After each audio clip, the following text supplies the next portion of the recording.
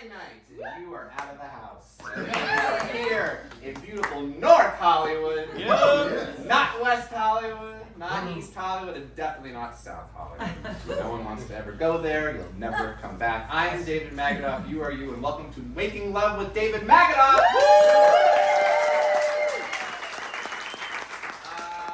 I am not Maroon 5, but I'm Maroon 1.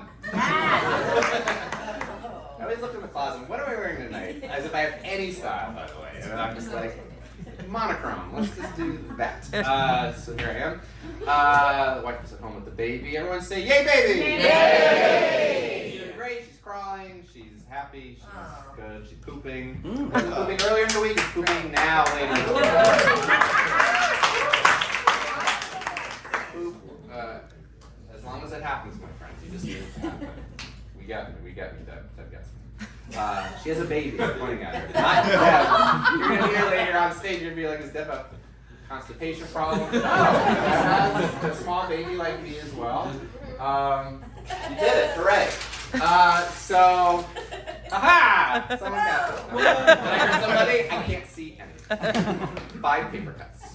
All right, so welcome. You bought tickets to the show.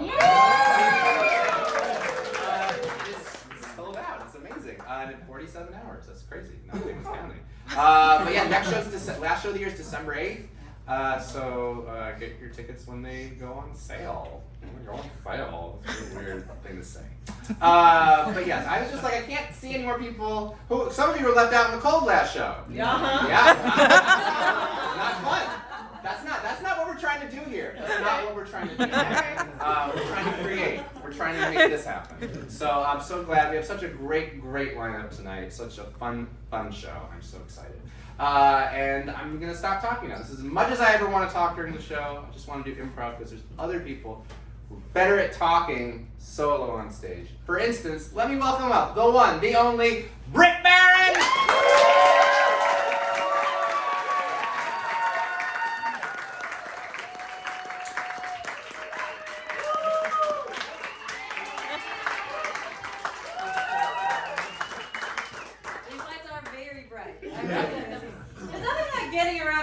Before you do anything. That really feels great. Thank you for that. Okay, so I was traveling yesterday. This really happened. I was traveling yesterday, and I was just reminded what a culinary lawless place the airport is.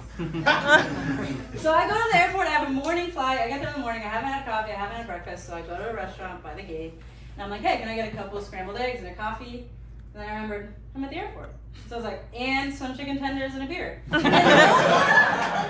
no one blinked an eye because at the airport there's no rules. There's like no rules. The woman next to me got a 9 a.m. shrimp scampi and a Jack and Coke. And no one cared. No one says you can't have that. There's no rules at the airport. You can have whatever you want, whenever you want it. I love it. Because these aren't like rules, like laws. No one says you can't have shrimp scampi for breakfast. We all just kind of agree it's not what you do, right? And there's a lot of those, right? Being an adult has a lot of rules that they're not laws, we just all kind of agreed on, right? And one of the rules as an adult is like, if something's going on with someone, you just don't say anything about it. You just kind of ignore it and you quietly wonder what happened. For example, if you see someone and you're an adult and they're an adult, they have like a giant scar or something, the first thing out of their mouth is like, hey, what happened? Right? How can I? But kids don't know these rules. Kids don't know the rules. They don't respect the rules. They don't care about the rules. A kid will look you dead in your face and say, are your eyebrows supposed to connect? Kids literally don't care. They don't know the rules. True story. One time I had a kid a little girl looked right at me. She was like straining to see. She's like, do you have a mustache? You know what?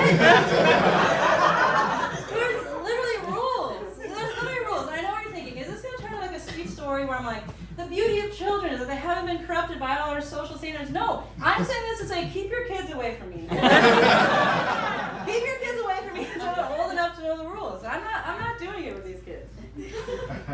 So there's adult rules, and then as a black person, I have some rules. Again, these aren't laws. These are just like things we kind of do. And one of those is just, I'm always rooting for you. If you're a black person, you're a celebrity, I'm just rooting for you. I'm thinking the best, right? So it gets complicated though at times. It's tricky. Like when Taylor Swift, she's not black by the way. I'm just sorry. You're thinking, what? No. Okay. she was putting her tour in the movie theaters. I was like, greedy much? Tour? Wow, you didn't get enough out of your fans already? You're gonna drag them to movies, make them pay for AMC just to relive that? Or is this just like some pity prize for your broke-ass fans who couldn't go see the concert? Okay, I had a lot to say. And then Beyonce announced that she too was putting her concert. And I thought, this is genius. So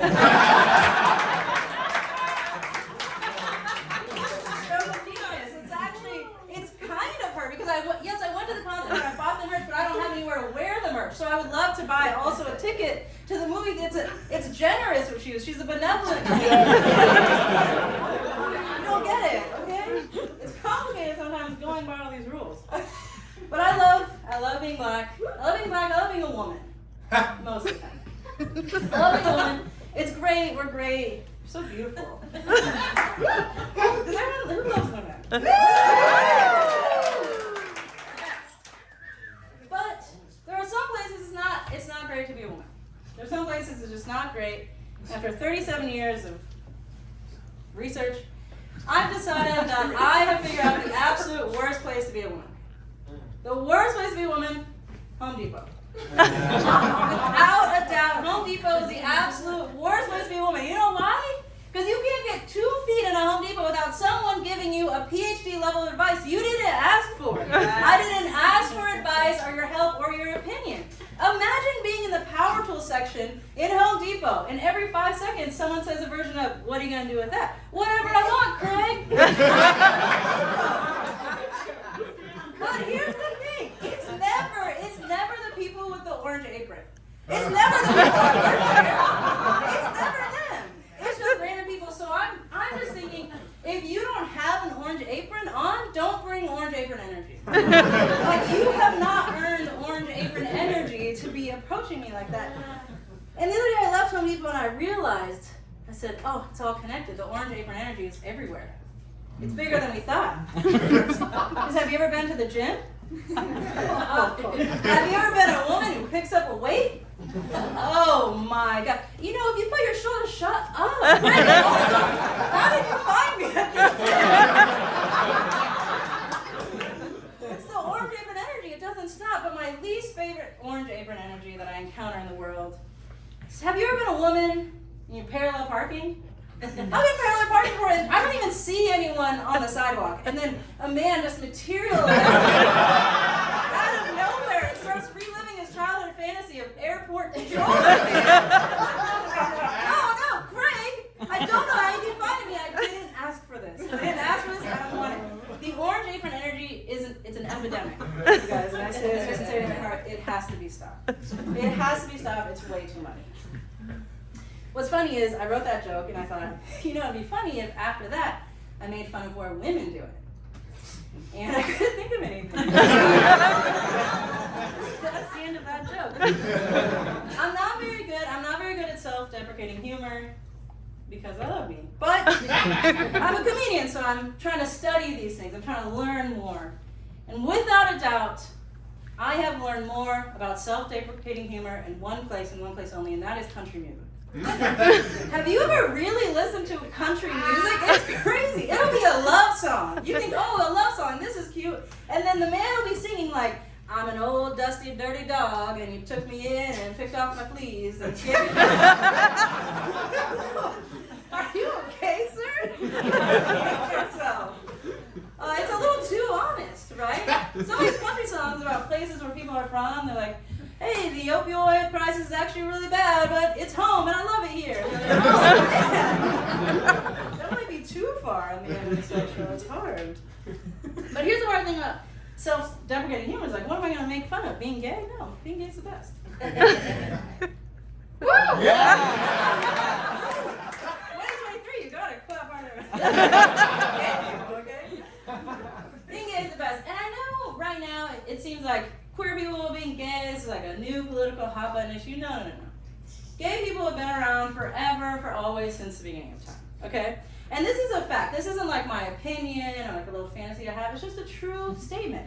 This is cold, hard fact. Do you know how I know that gay people have been around since the beginning of time? You guys know how I know? Now. By the names of things. Listen, there are things in our world that you look at and you know straight people named them. Okay, on this doorbell, trash can. Yeah, we get it. Oh, it's a bell by the door. It's a can you put trash in. Where's the flair? Where's the drama in that, okay?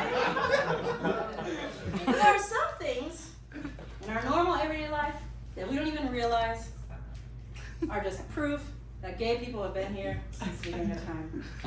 I know for a fact that when they were giving out the rooms that you had to go in and name something, it was only gay people in the spider room. And here's how I know that. There are spiders out there, and you don't know if they're spiders or if they're auditioning for season 15 of RuPaul's Drag Race. Our spider names have a story. They tell something, right? Imagine being in a room, and it's a room full of gay people, and they get this spider, and they didn't just call it little poisonous spider. They said, no, it's a black spider, but she looks kind of sad. Maybe she lost her husband. Maybe something happened. Yeah. Let's call her Black Widow. Yeah. Everyone just kind of agreed that this spider should have this beautiful drag queen name, and we all just call her Black Widow. But the number one reason I know gay people have been here since the beginning of time, the number one name, the gayest name I've ever heard in my entire life for anything ever, that we have all said in our homes, that we have looked up and said, oh, let me say this very, very gay name out loud for thousands and thousands of years. You guys know what it is? Daddy Longlegs! Daddy Longlegs? You're telling me a straight person looked at a spider with a teeny body and really long legs and said, I'm going to call you Daddy Longlegs. Daddy Longlegs is the singular proof we need to know that gay people have been around since the beginning of time. Every time a straight person in their house tells their kid about Daddy Longlegs, a gay fairy gets his wings. So every time you see a spider, think a gay person.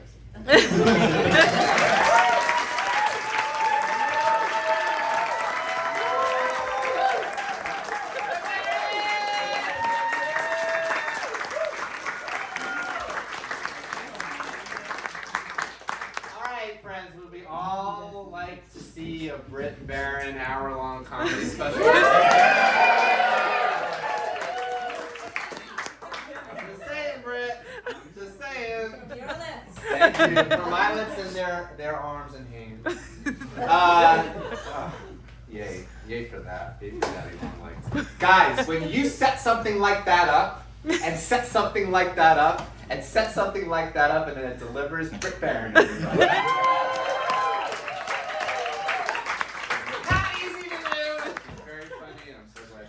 All right, for the next part, this is Making Love with David Magidoff. For those of you who've been in the last few shows, I've been doing something newer.